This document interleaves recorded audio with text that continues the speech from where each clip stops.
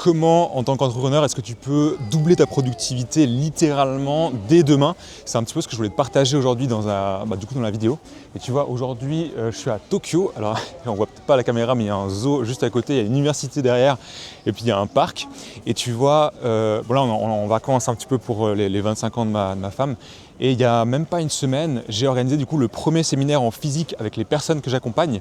Et en fait, au fil des années, avec l'entrepreneuriat, avec tous les livres un petit peu développement personnel, entrepreneuriat, etc., j'ai pu tester un peu plusieurs techniques, astuces, on va dire ça comme ça, pour doubler un petit peu sa productivité, pouvoir mener à bien ses projets, atteindre ses objectifs. Et je voulais te partager aujourd'hui vraiment un hack, une astuce où littéralement si tu l'appliques demain dans ta journée de travail, tu vas pouvoir augmenter ta productivité.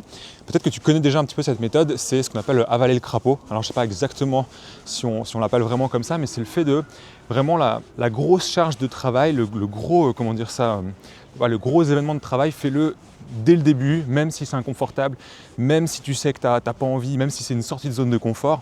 Et là, c'est exactement ce qui s'est passé du coup avec le séminaire que j'ai organisé là en janvier. Là, on est actuellement, c'est fin janvier, puis là, on est début février. Tu vois, quand je l'ai annoncé un petit peu à mes élèves, c'était décembre, donc que le temps de réserver un petit peu la salle, il fallait laisser un petit peu de temps aussi pour planifier le séminaire, un petit peu ce que j'allais leur partager, que eux aussi puissent réserver de leur côté la date. Et c'était marrant parce qu'au moment où en décembre j'ai annoncé le séminaire, je savais que c'était une sortie de zone de confort, que ça allait être un petit peu stressant, etc.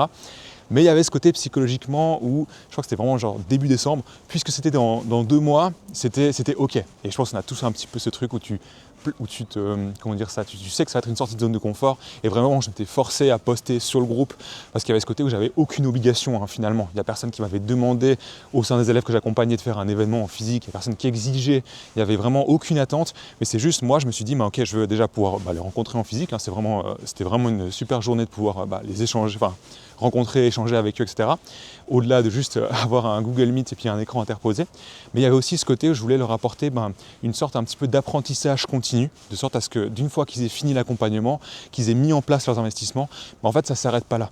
Il y a vraiment, et c'est même une obsession que j'ai sur le côté apporter le plus de valeur possible, avoir le produit, même si j'aime pas vraiment ce terme, l'accompagnement le plus qualitatif possible, avoir vraiment le plus de valeur possible à leur apporter. Et il y avait ce côté où d'une fois qu'ils ont mis en place leur portefeuille, géré leur budget, etc., comment est-ce que je peux aller un cran plus loin et puis encore leur apporter quelque chose.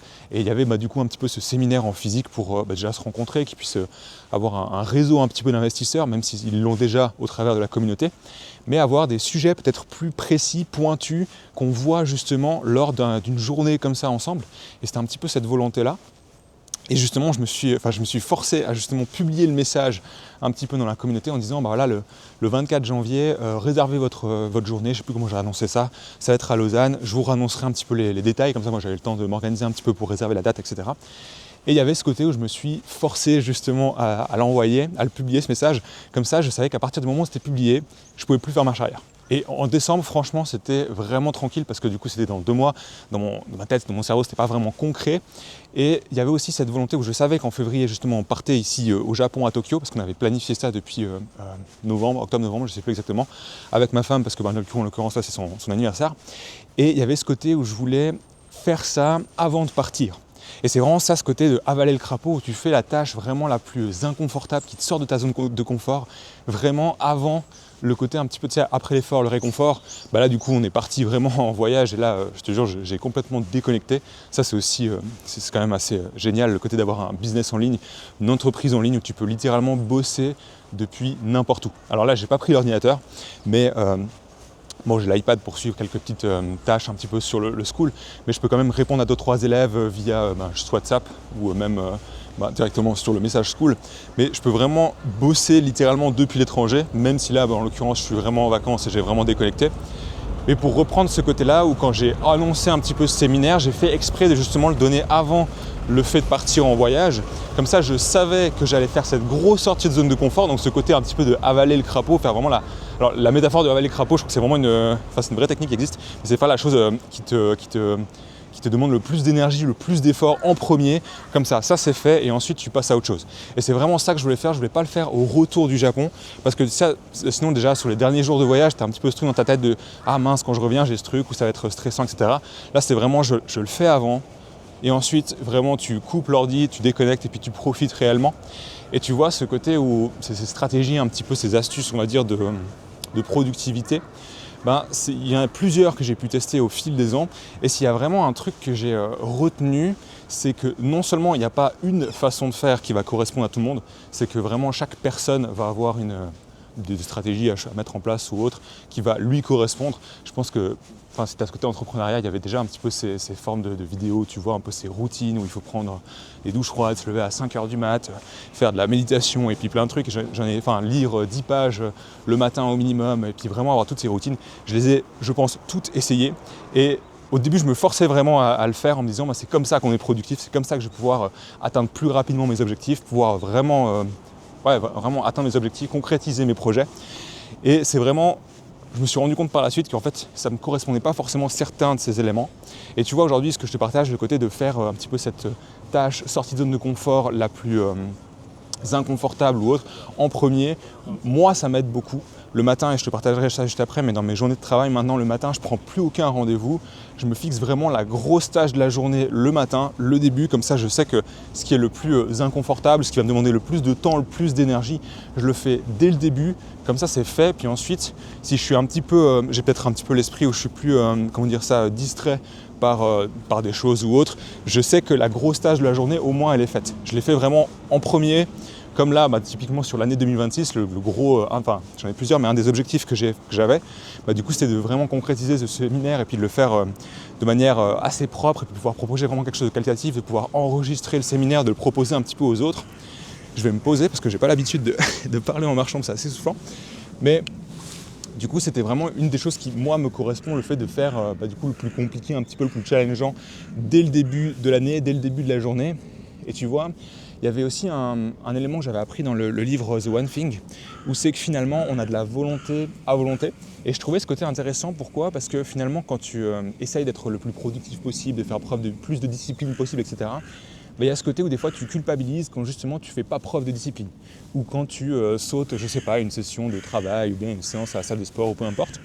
Et en fait, c'est humain parce que du coup, dans le livre du One Thing, il explique que ce côté, cette sorte de... En fait, lui parle plus de volonté que de discipline, mais en gros, c'est comme si on avait un réservoir, tu vois.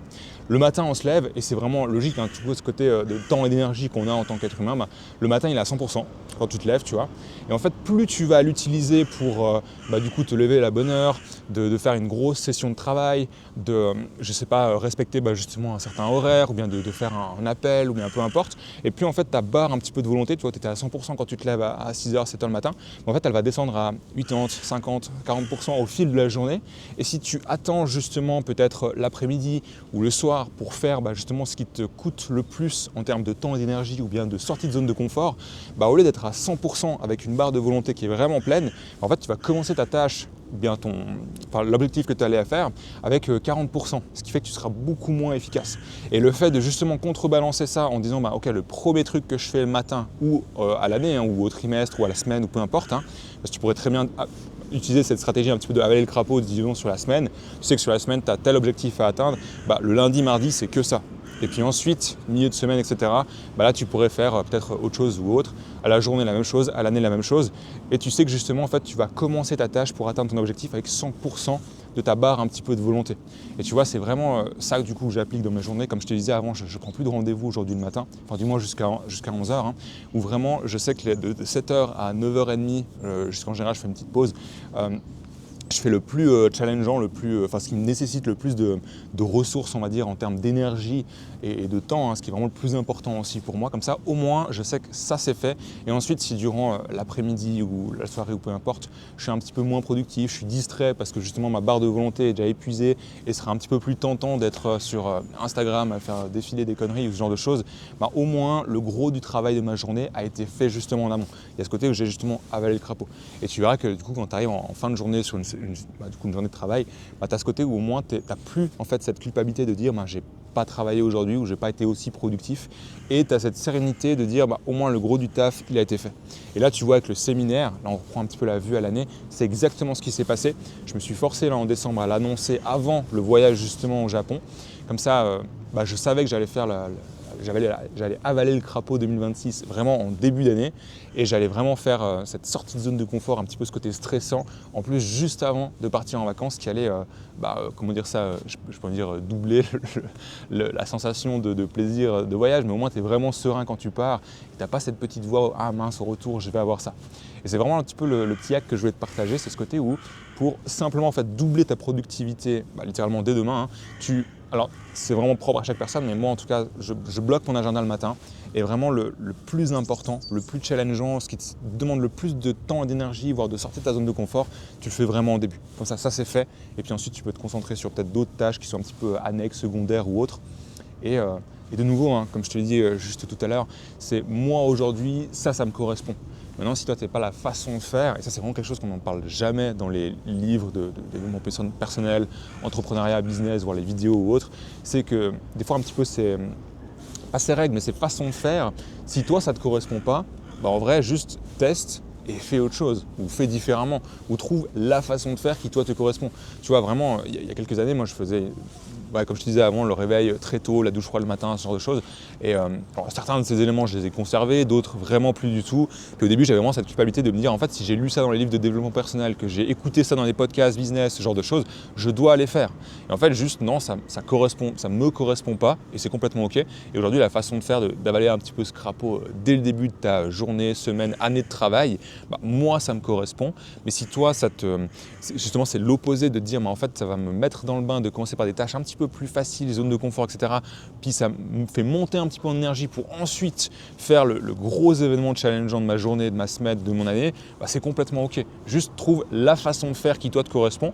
Mais ce côté de faire l'élément, sorte d'avaler le crapaud, vraiment cette zone de confort qui est le plus exigeant, trouver le moment dans la journée, dans la semaine, un petit peu dans l'année, qui toi t'es le plus favorable de le faire.